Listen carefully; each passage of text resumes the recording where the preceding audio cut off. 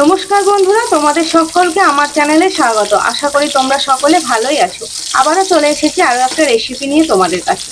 আজকে আমি রান্না করব বেগুন কারি রেসিপি। তার জন্য এখানে মিডিয়াম সাইজের 5টা বেগুন নিয়ে নিয়েছি। সাদা তিল, জিরে, ধনে, মৌরি, গোটা গরম মশলা, 2টো শুকনো লঙ্কা, আর নিয়ে নিয়েছি পেঁয়াজ, আদা, রসুন, টমেটো আর লাল লাল কাঁচা লঙ্কা, আর নিয়ে নিয়েছি ভাজা বাদাম, লবণ, হলুদ,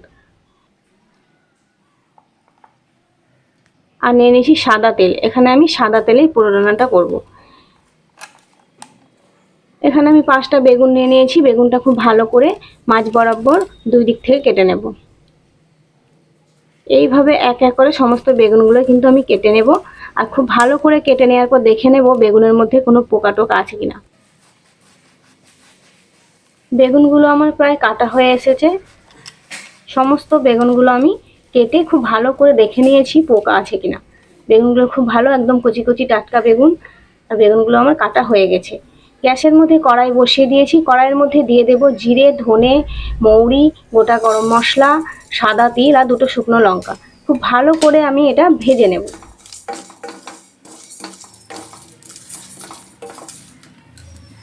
এটা আমার ভাজা হয়ে গেছে। এবার আমি ঢেলে নেব।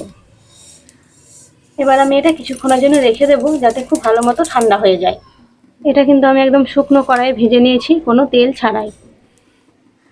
আবারও গ্যাসের মধ্যে কড়াই বসিয়ে দিয়েছি। কড়াইয়ের মধ্যে দিয়ে দেব 2 চামচ সাদা তেল।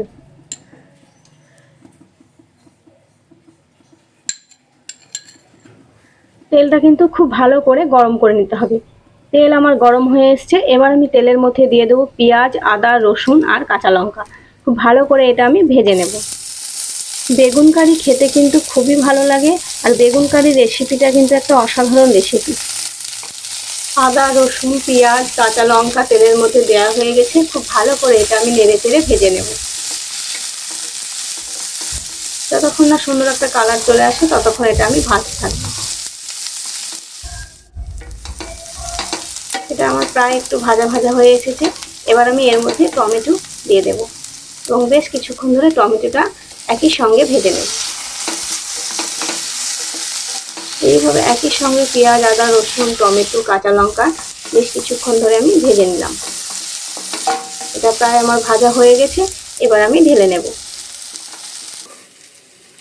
এটা একটা প্লেটের মধ্যে ঢেলে নিচ্ছি। প্লেটের মধ্যে এটা ঢালা হয়ে গেছে। এবার এটা আমি ঠান্ডা করে নেব। এখানে একটা মিক্সির বাটি নিয়ে নিয়েছি। এবার আমি এর মধ্যে দিয়ে দেব ভাজা মশলা। এখানে আমি তিল, শুকনো লঙ্কা, ধনে, জিরে আর মৌরি একটু ভেজে নিয়েছিলাম। আর দিয়ে দেব বাদাম। আর দিয়ে দেব পেঁয়াজ, আদা, রসুন, কাঁচা লঙ্কা, টমেটো ভেজে রাখা। এটা আমি একই সঙ্গে পেস্ট করে নেব।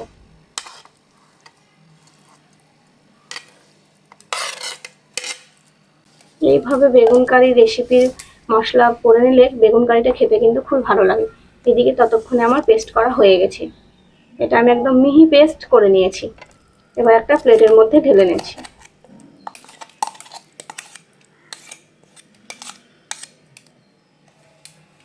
এবার আমি কেটে রাখা বেগুনগুলোর মধ্যে এটা পুর ঢুকিয়ে নেব। একটা চামচের সাহায্যে একটু করে নিয়ে বেগুনের মধ্যে ভরে নেব।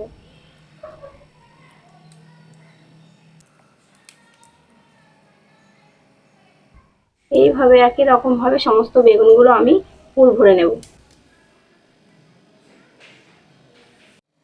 সমস্ত বেগুনগুলোতে আমার পুর ভরা হয়ে গেছে। আর বেগুনগুলো দেখতেও কিন্তু খুব সুন্দর লাগছে।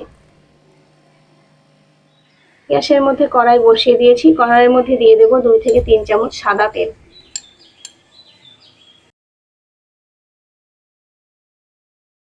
এখানে আমি পুরো রান্নাটা সাদা তেলে করছি, তোমরা চাইলে কিন্তু সর্ষের তেলেও করতে পারো। তেলটা খুব ভালো মতো গরম হয়ে গেছে। এবার আমি এক এক করে বেগুনগুলো দিয়ে দেব। এইভাবে পুর ভরে বেগুন কারি তৈরি করলে খেতে কিন্তু খুবই ভালো লাগে। এর স্বাদ কিন্তু দুর্দান্ত হয় আর একটু দেখতেও ভালো লাগে।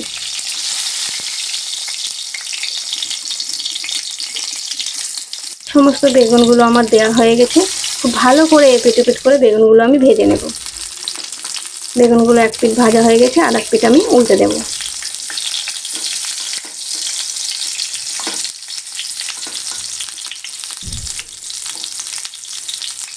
এবার আমি এর মধ্যে দিয়ে দেব স্বাদ মতো লবণ,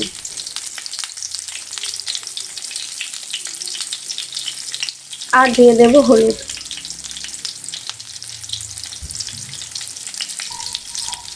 লবণ হলুদ দেওয়া হয়ে গেছে, এবার আমি খুব ভালো করে উল্টে দেব, যাতে এপিঠ ওপিঠ দুই পিঠে লবণ হলুদটা খুব ভালো মতো লেগে যায়।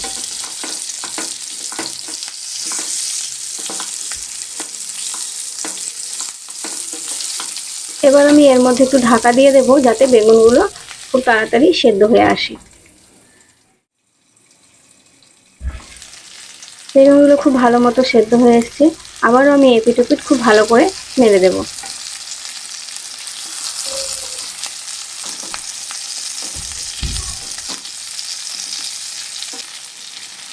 সমস্ত বেগুনগুলো আমার নেড়ে দেওয়া হয়ে গেছে। এবার আমি এর মধ্যে দিয়ে দেব বাকি যে মশলা পেস্টটা ছিল, পুর করার পর বেঁচে গেছিল, সেটা আমি এর মধ্যে দিয়ে দেব।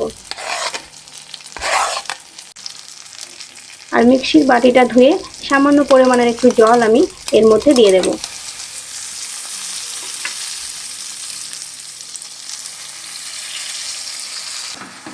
খুব বেশি পরিমাণে জল কিন্তু এর মধ্যে দিলে হবে না, বেগুন কিন্তু তেলের মধ্যেই সেদ্ধ হয়ে এসছে। এবার কিন্তু খুব ভালো করে নেড়ে চেড়ে বেগুনটা আমি গ্রেভির মধ্যে ডুবিয়ে দেব, আর বেশ কিছুক্ষণের জন্য ঢাকা দিয়ে দেব, যাতে বেগুনের মধ্যে খুব ভালো মতো লবণ ঝালটা ঢুকে যায়। বেশ কিছুক্ষণ পর ঢাকাটা খুলে নিলাম। খুব ভালো করে বেগুন কারিটা আমি নেড়ে দেব। দেখতেই পাচ্ছ বেগুন কিন্তু খুব ভালো মতো সেদ্ধ হয়ে গেছে, আর পুরগুলো কিন্তু ভেতরেই আছে। এইভাবে বেগুন কারি রান্না করলে খেতে কিন্তু খুবই ভালো লাগে। আমার এই বেগুন কারি রেসিপি তোমাদের ভালো লাগলে ভিডিওটিতে একটি লাইক, আর চ্যানেলটি সাবস্ক্রাইব করা না থাকলে চ্যানেলটিকে সাবস্ক্রাইব করে পাশে থাকা বেল আইকনটি ক্লিক করে অল করে দেবে, যাতে আমার ভিডিও নোটিফিকেশন সবার আগে তোমাদের কাছে পৌঁছে যায়। এইভাবে বেগুন কারি রেসিপি রান্না করলে গরম গরম ভাত, রুটি, পরোটা সবের সঙ্গেই কিন্তু খাওয়া যায়।